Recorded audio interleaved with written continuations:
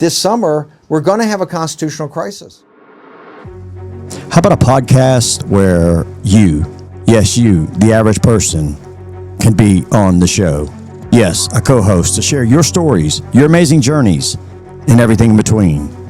This is the podcast that tells the truth, our Upside Down World TV.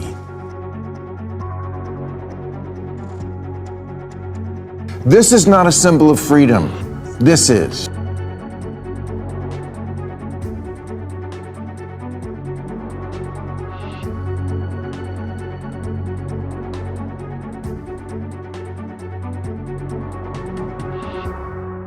Hello, everyone, and welcome to the spinning rock we like to call our Upside Down World TV, where we are a new podcast, and we thank you for being here with us. If you're here with us for the first time, as most of you will be, make sure you hit that subscribe, like button, and please leave us a comment. If you want to leave us an audio comment, you see the number at the bottom of the screen. If you want to be a host or co-host to share one of your comments or stories with us on air, make sure you dial that number or look in the description with information on how to contact us. Today, we're going to tell you a story really quickly, or we won't keep you that long, of something impending that could affect you and your family coming up in the next few weeks, or at most, I believe, months. We see over the first 3 months of Donald Trump's presidency, a lot going on. Everything's from tariffs to trying to end wars, to bringing hostages home. I would say that from an unbiased citizen point of view, compared to other presidents, I think that he's done a pretty good job. You may be a person out there that disagrees, and that is okay. Today, we're going to talk about a couple of things, and the one thing coming up that may affect you and your family, and that is the constitutional crisis that you hear sometimes on the right, but definitely on the left, that we're facing. I do not believe that it's the constitutional crisis that they're trying to sell you and tell you that's going on that we're possibly going to face. What has the last 4 months or 4 years brought us from the legacy media? Let's listen to Sean Hannity real quick and see. And, of course, this is a short clip, but you can go to his website. And Sean loves to tell about everything that he got right over the last 4 years. And I hate to say it, but I do like Sean. He's okay. I mean, not my favorite guy in the world, but he's okay. But he did kind of nail everything for the last 4 years, from Russiagate to everything they tried to sell you, from the bloodbath hoax to people on, both sides in Charlottesville. Donald Trump's a Nazi. I mean, these people have left nothing on the table when it comes to the amount of lying that they would do to you. That will not and should not go away for, history, forever. Democrats, their friends in the state-run legacy media mob, they worked in unison to cover up Joe Biden's obvious cognitive decline. This was a brazen attempt, frankly, a conspiracy, to use a phrase, to deceive all of you, to deceive the American people. They hated Donald. Were you one of those people deceived? If you're listening to this video or you're watching this video, you probably were not one of those people deceived. You probably weren't one of those people that saw we had millions and millions of people coming across the border. But according to Secretary of Homeland Alejandro Mayorkas, he was telling us a different story at the time. So what was he saying? Let me be clear. Our border is not open and will not be open after. Let me be clear. Title 42 or not, the border is not open. We will continue to fully enforce our immigration laws in a safe, orderly, and humane manner. And we know we can pull up 4 or 5 more videos with him testifying and I believe perjuring himself in front of Congress, saying the same thing. Now, did Mayorkas get a pardon from who we're going to see on our next clip for doing nothing wrong? I mean, if you didn't do anything wrong, why would you need a pardon? Why would 8,600 people need pardons, for that example? We were told at the time that nothing could be done about the border. And the reason why we're talking about the border, you'll see at the end of the video, the way hopefully this will culminate for you, how important this issue is, how important this issue has been, and what you were being told. You were being told at the time that the borders were closed. You were being told at the time that there was nothing that they could do about it. There was a bill in both houses. I think it may have went through Congress and made it to the Senate. I'm not really sure. Maybe the Senate is actually the one that, I think the Senate actually is the one that came out with the bill. And we know that from that bill, Kamala said during her run for, or her bid for the presidency, that Donald Trump had politicized the border and he purposely killed a bill in the Senate, a bill that would have allowed 2 million more illegal immigrants cross into America before it would have even started to activate the bill and anything to try and stop these people from coming across. So if you add another 4 years of presidency as Kamala Harris, that's another 8 million people on top of 12 to 20. So we can see what's happening to America as it's eroding here. But like Joe Biden told us at the time, with executive authority, or is there more you could do absent president? Not all I can do. Just give me the power. I've asked for the very day I got in office. Give me the border patrol. Give me the people. Give me the people, the judges. Give me the people who can stop this and make it work for us. Joe Biden, which probably didn't even know he was fixing to get on a helicopter right there, clearly telling us that he could not do anything about the border when we know all it took was electing Donald Trump to be the president. We know that the border is down 98%, 98.5% in terms of traffic. Joe Biden couldn't do that. Joe Biden did not have that power. Joe Biden was not running the White House, as I believe we will soon learn. And if you've been watching any news sources lately, I think they're doing a very poor job of covering up what they're still doing to you. And we'll show that to you in a few moments.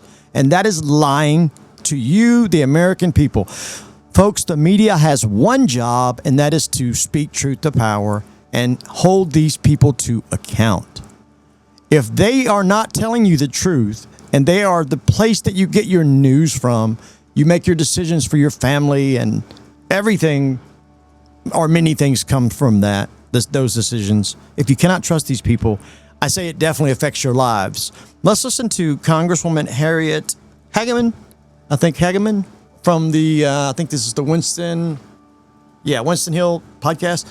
Let's listen to Congressman Harriet Hageman's idea on immigration as she shared it with Winston. 25 million, but I found. But 12 million came in 4 years, which is not immigration, that's mass migration. And that is a completely different thing. And it's what I was talking about with some folks earlier, because it's happening in England as well. What we've seen over the last 10 to 15 years, both in Europe as well as the United States and North America, is mass migration, not immigration. Why that's significant is because what that's allowed these various groups to do is come in and basically set up shop in another country, but bring their own culture and never have to assimilate. The Pakistani rape gangs in England are exactly what I'm talking about.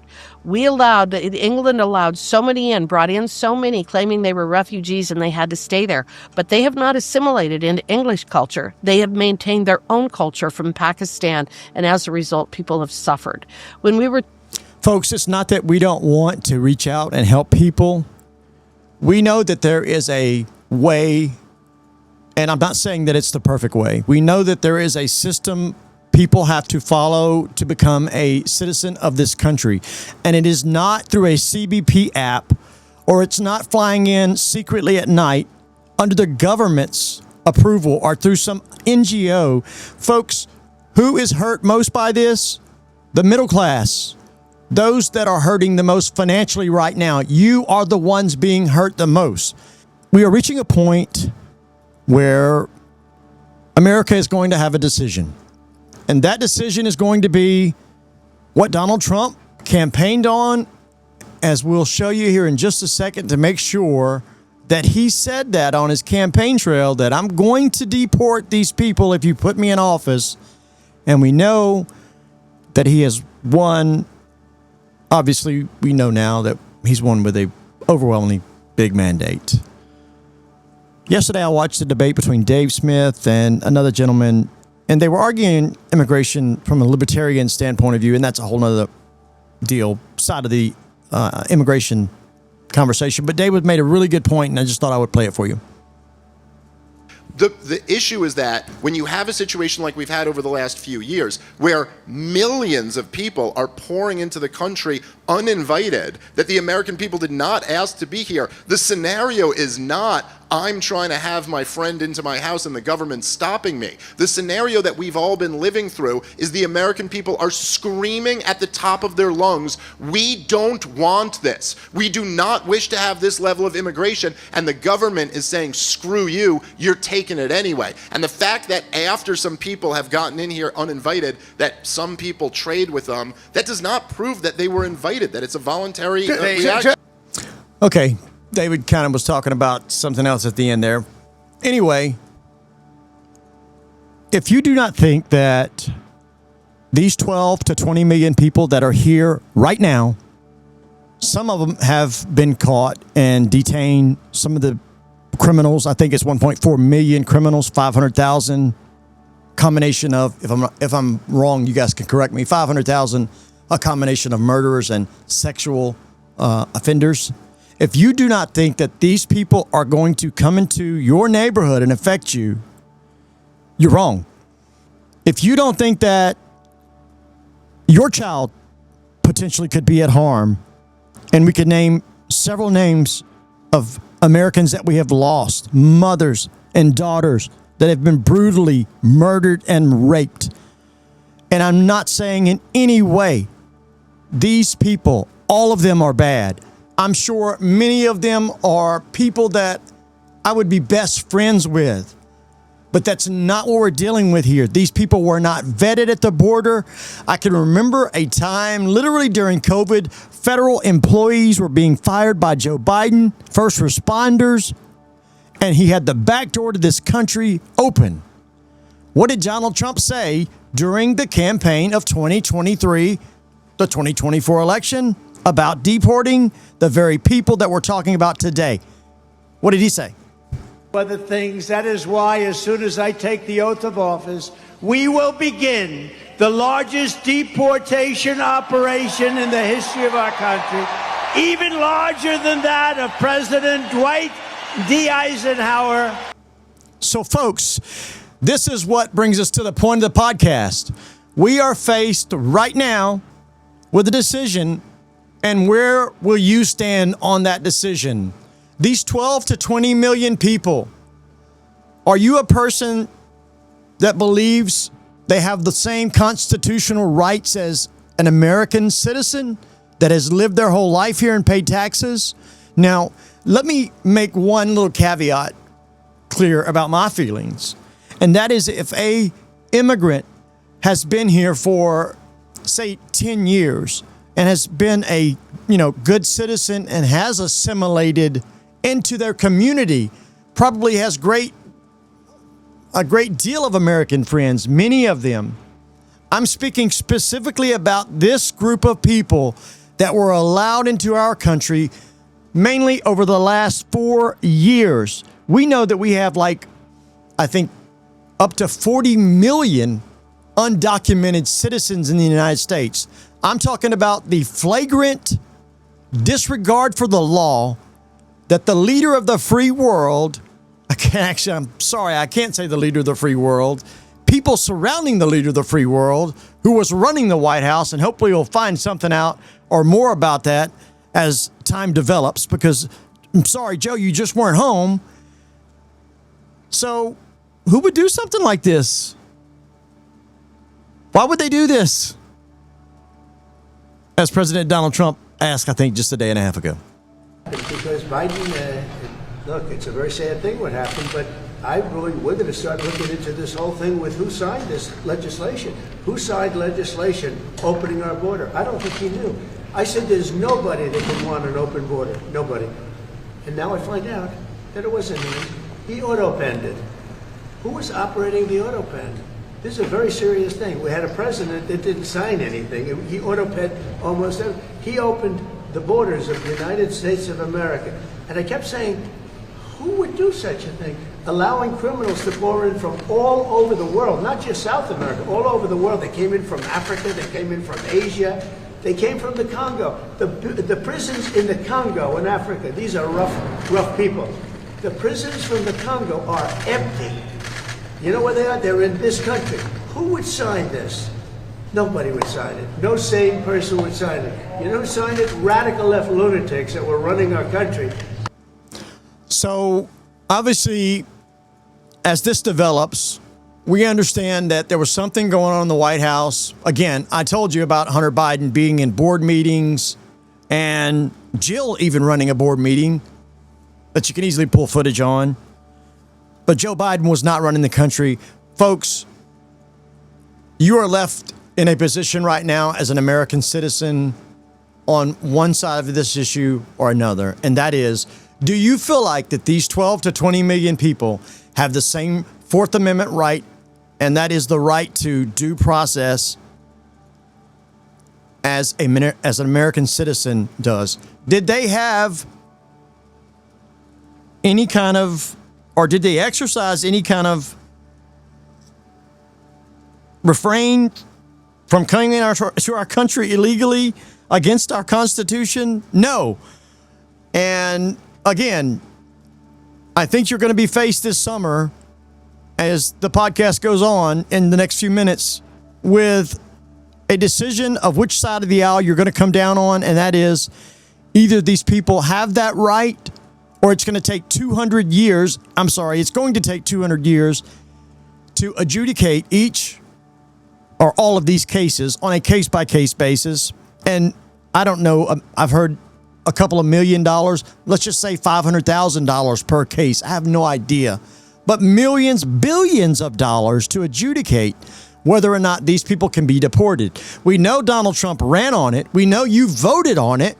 So the Supreme Court now sits with it in their hands and are, I would say, June the 2nd, or I'm sorry, the second week of June, we're going to have what I believe could be a true constitutional crisis going on in America. And that is, well, let's see what Steve Bannon, let's let Steve Bannon see what he says about it. I know you may not like him, but let's see how he explains it, because I think he sums it up pretty good. This summer, we're going to have a constitutional crisis. Constitutional crisis on the deportations.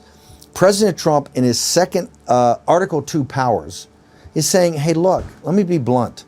On the unitary theory of the executive, I'm the chief executive officer of the United States by the Constitution. That means I can fire people at these agencies or at my cabinet things as I want, okay? And I don't have to you're gone and you're gone. Number two, go back to the programs and go back to the appropriations and OMB. In those programs, if he deems that they're not hitting their targets or they should be reappropriated, he can impound the money. He can just sit there and go, I have the ability not to spend that. That is going to get, that they're going to fight that. They're fighting this. He's on in court, I think, in 50 different lawsuits about that. Okay, folks. Obviously, I wanted you to get the point about what he said there, and that is whether or not Trump defends what the Democrats say these people's rights are, and that is to habeas corpus. Again, I have my own opinion on this. The question is, where will you stand at? We know in 2020, we had millions in the streets. We know we had in Minnesota, we know we had over 20 million people. Is that what we looked up? Participated in these riots. Again, I don't know if that was in the state of Minnesota alone, but we know there was $2 billion worth of damage, 25 people dead, police stations burned to the ground. We cannot let ourselves or find ourselves in a situation like this once again. I do not believe that we are more divided or as divided as the media would have you believe. I don't believe that we are as racially divided as the media would have you believe. I believe that there is a class difference, and that is what they hate about Donald Trump. He knows that that is what the true issue in America is. So, has the media learned a lesson We know that they lied to you about the border. Have they learned their lesson to telling you the truth in 2025? Have they come out and gave their mea culpa to you? It's not through Jake Tapper's book, who took and was participating in this cover-up, who literally carried water for the White House. I don't care what he says in his book. I mean, are you going to go out and spend money on a book that a guy writes and says, hey, look what we've discovered, when I'm talking about many of you out there right now, you knew that this guy had cognitive problems in 2020. I saw an interview on Tucker Carlson, or somebody's podcast from Tucker Carlson, where his sister went out with Joe Biden's sister in 2019 and was told by Joe Biden's sister that my brother has Parkinson's. You can refer to Tucker Carlson's channel yourself and refer back to that. But let's see what the media has learned since then. The dramatic scene in the Oval Office today, the tense confrontation, President Trump ambushing the president of South Africa. Next, another Oval Office meltdown, President Trump ambushing the president of South Africa. President Trump is being accused of conducting something of a diplomatic ambush of South Africa's president in the Oval Office. To be with you, I'm Katie Tur. President Trump orchestrated another Oval Office ambush today. It's like somebody Donald sent Trump them talking meeting with points. the president of South Africa and attempting to ambush and humiliate that leader. Zelensky territory, where essentially he was a bit ambushed inside the Oval Office. Felt like an ambush. Okay, folks, if you have been listening or watching any news, or if you've watched any news in the last 4 years from the legacy media, you understand that these people obviously get their talking points from, I don't know if it's the DNC, I have no idea. I know Politico every day has like Politico's playbook, but they have some kind of dog whistle, because what are the odds of me reporting on a story and you reporting on a story and us reporting on it with the same exact words, the same exact verbiage? Indeed. 30 different channels, and I would say that if you look across the pond, they're using the same lingo. It does not make sense. These people are still lying to you. Why do you think they're trying to spend millions of dollars on what they say? We're trying to find our left, or the Democrats are trying to find their version of Joe Rogan. Joe Rogan voted for Hillary. Joe Biden, I think, voted for Biden in 2020. If they wouldn't have tried to kill Donald Trump, Joe Rogan would not have voted for Donald Trump or endorsed him in 2024. So how are the Democrats responding today? They're protecting you, Americans. They're looking out for you. They're putting you first. I got the video to prove it, right? Let's see. Oh, no.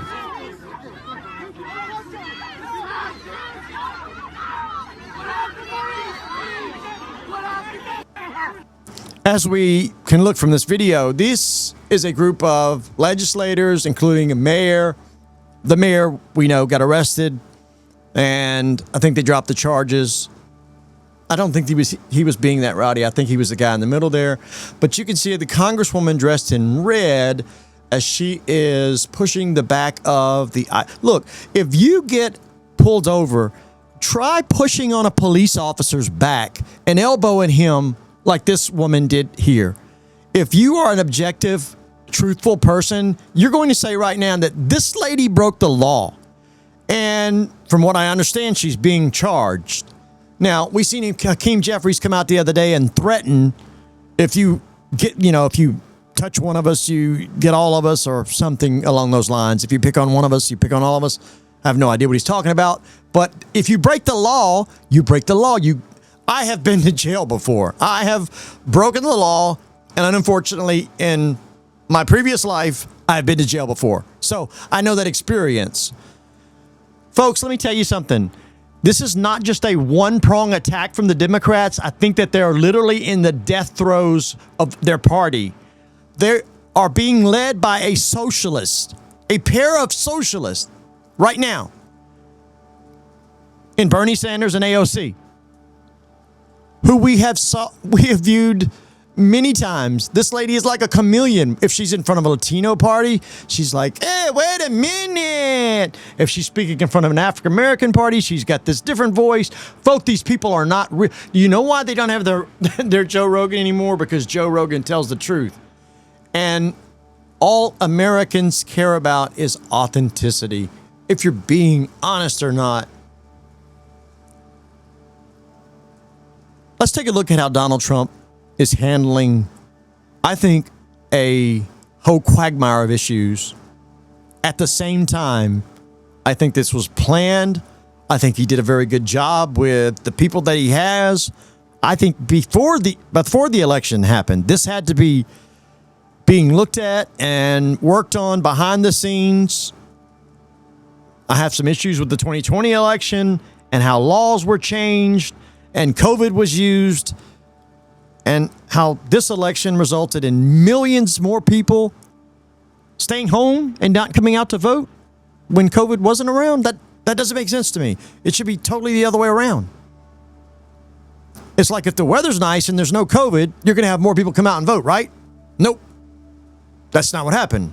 So, VDH, tell us what you think about it. I'm going to address the mechanisms by all of which this aberration happened. I'm going to look at the court system and lawfare. I'm going to look at the foundations that fund all these people and say they're nonpartisan. I'm going to attack some of them.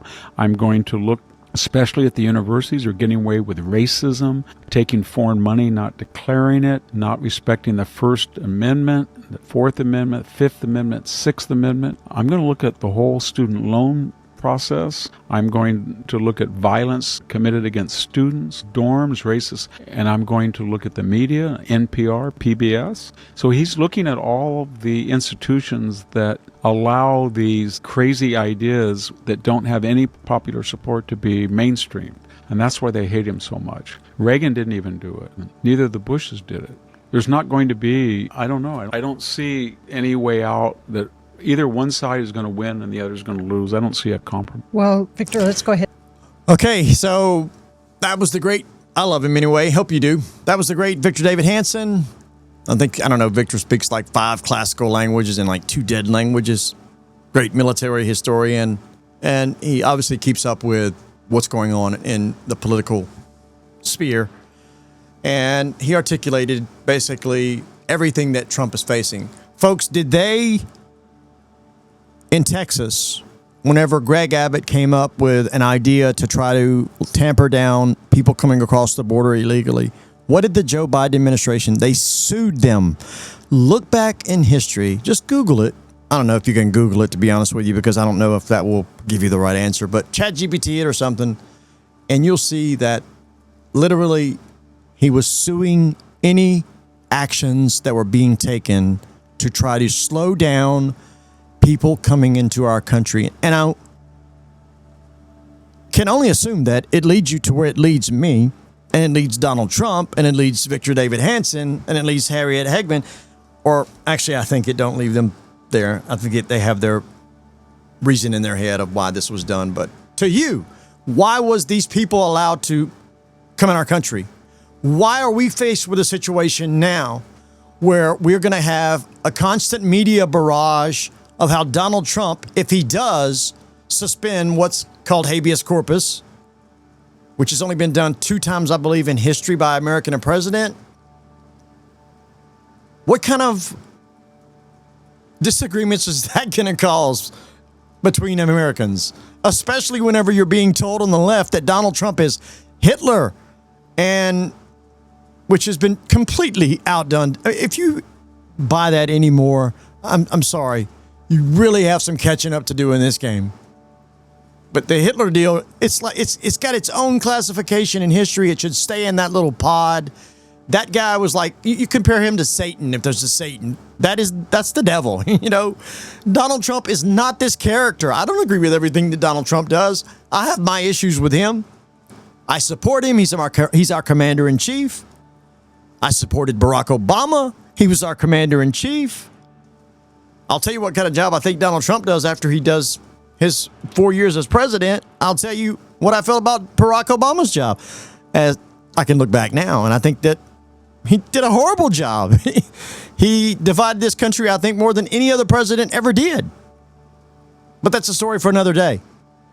The question is, where will you stand if Donald Trump comes out and says that we are not going to take 200 years and let every single one of these people stand in front of a judge when they came across sometimes your property, but America's property. So by proxy, that's your property. So when they crossed America's borders illegally, encouraged by an administration that was being ran by obviously the guy that played on Weekend at Bernie's. Again, we can decipher out later who deserves what portion of blame on that. I think there's people being called in front of Congress that was part of Joe Biden's close internet circle. But I try to be optimistic, and hopefully you can be that way too. I think it would be in the interest of really, in my opinion, all Americans, for us all to be optimistic. Do you want the America of 2021, 22, 23? Do you want all the identity politics? Do you want cancel culture? Do you want censorship? Folks, we dodged a bullet. And we may have to go through some tough times ahead when it comes to the left-wing media and the progressive group of America, which I believe is small in comparison to the majority of people, the overwhelming people that feel this way, that came out and made Donald J. Trump the president of the United States, the most powerful man in the world. And the way I can judge, or the way I judge what he's done so far, if it was like in school, I would maybe be B minus, B plus right now, which I think is pretty good for a president. But when you're facing an issue that I think could possibly divide the country even more than George Floyd did, when you're talking about possibly suspending habeas corpus, it's something I think that we should all really think on and make sure we all keep our heads about ourselves. And remember, your community, where you grew up at, your American culture, how important it is we keep and maintain our sovereignty. Let me just end on, I do not think, again, that all of these people are bad. I am really just addressing, the last 4 or 5 years, 4 years, for sure, since Joe Biden and Mayorkas, and I hate to say it, but NGOs that involved religious organizations, and that's all I'll say on that. We know that so many children are missing right now. We know that so many females were attacked and brutally assaulted. We know that these coyotes and cartels are in America and set up shop, like the Congress lady said. So we have an issue to face, and I guess I'm asking is, do we all have the courage to do what it takes to face that issue? You may agree with me or you may not agree with me. I have my position on how I feel about what we're talking about today. We'd like to know how you feel about your position on what's happening right now in terms of immigration and America having so many people putting a strain on school systems and hospitals and, all of our safety nets when it comes to financial aid. We could go down a list, but I feel like I've made my point. Hopefully you guys understand this, and you understand my appeal to you as a fellow American that, once again, I do not believe that we're divided as they say we are. I do not believe that we are racially divided as much as they say we are. They are the ones that bring up race all of the time. I have friends of all different creeds. The girl that cuts my hair, we're going to do a podcast at her place. She's a black girl, and me and her talk about this all the time. She agrees with me. So all I'm saying is keep your head cool. Think about it. I don't want any of these people harmed or hurt or anything like that. I want to see them treated fairly. I know there's a program out there. I don't know how good it's doing, but self-deportation. If you get caught, folks, and you're here illegal, that you're going to get put on a list and never get to come back to the United States. That's not what we want. If you're one of the good people that is willing to come here, like so many others that have come here from other parts of the world. And I love standing beside as a fellow American. A lot of them more patriotic than I am because they come from such horrible conditions. Anyway, ask yourself today where you stand out on the issues. And we'd love to hear from you in a comment section. We'd love to hear from you in a audio version if you want to leave your anonymous feelings. Make sure you call the number on the bottom of the screen or look in the descriptions. And we give VDH a shout out and Sean Hannity and whoever else's clips that we use, Winston Marshall. Thanks to you guys if we use your clips. We appreciate that. We hope you stay safe and stay tuned.